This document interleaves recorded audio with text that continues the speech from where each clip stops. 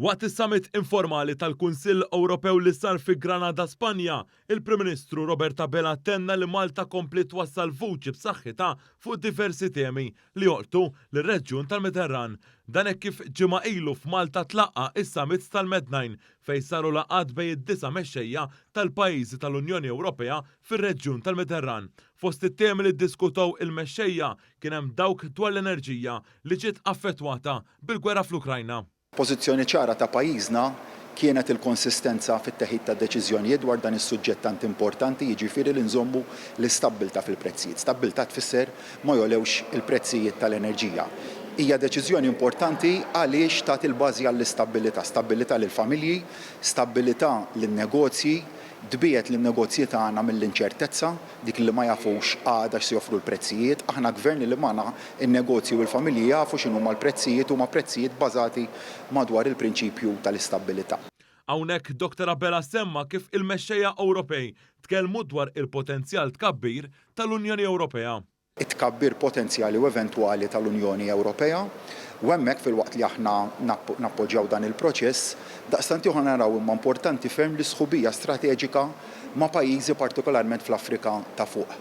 Il-Prim Ministru Robert Abela attenna li l-pajjiżi Ewropej għandhom ikomplu jesploraw il-possibilità ta' interkonnessjonijiet, speċjalment fi proġetti ta' enerġija rinnovabbli bejn pajjiżi fin-naħa ta' fuq tal-Afrika u l-Unjoni Ewropea kif qed jagħmel pajjiżna bil-ftehim mal-Libja u anke it-taħdidiet mat-Tuneżija. Irridu ninvestu fil-pajjiżi fl-Afrika tan-Nord, partikolarment fil-Libja, partikolarment fit-Tuneżija, għandhom tant potenzjal. U jekk irridu nisfruttaw dak il-potenzjal għal ġid taż-żewġ naħat, anzi ngħid nutilizzaw bl-aqwa mod dak il-potenzjal, irridu ninvestu f'dawn il-pajjiżi. Dwar il-migrazzjoni, il-Prim Ministru Robert Abela enfasizza li s-sitwazzjoni kurrenti mhijiex sostenibbli u li l-Unjoni Ewropea trid tkun aktar proattiva u għamel referenza għad-diskussjoni dwar dan is-suġġett waqt il-laqgħa tal-Med9 fejn il-mexxejja iddiskutaw l-isfidi komuni li jiffaċċjaw minħabba l-immigrazzjoni irregolari u qabbru li l-Unjoni għandha tadotta il-patt il-ġdid dwar il-migrazzjoni u l-ażil.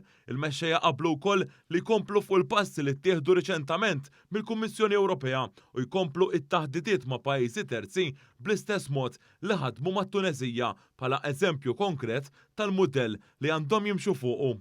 Fil-verità, ir-realtajiet u l-isfidi differenti ta' kull pajjiż tista' tgħid li huma komuni sa ċertu punt ukoll u għalhekk li tant nemmen f'din l-għaqda ta' sħubija ta' 27 stat membru potenzjalment tkun aktar il-qudiem u hemmhekk ukoll li bħala pajjiż kif għamilna l-ġimgħa li għaddiet fil-kuntest tal-Med9 nagħtu l-kontribut tagħna għat-tisħiħ dejjem tal-Unjoni Ewropea.